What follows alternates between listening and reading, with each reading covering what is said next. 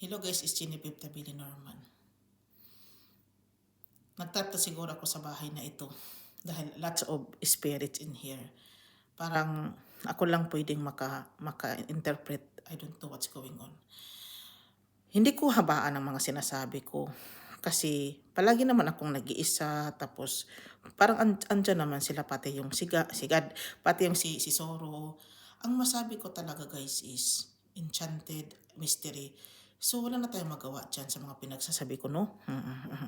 Basta ang alam ko, I creating the place that better as before, as nicer of who I am.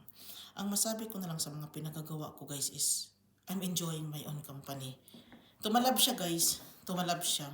Sa totoo lang, tumalab siya. Hindi naman nila maintindihan. Hindi ko naman kasalanan if you don't understand the things that I have done to myself.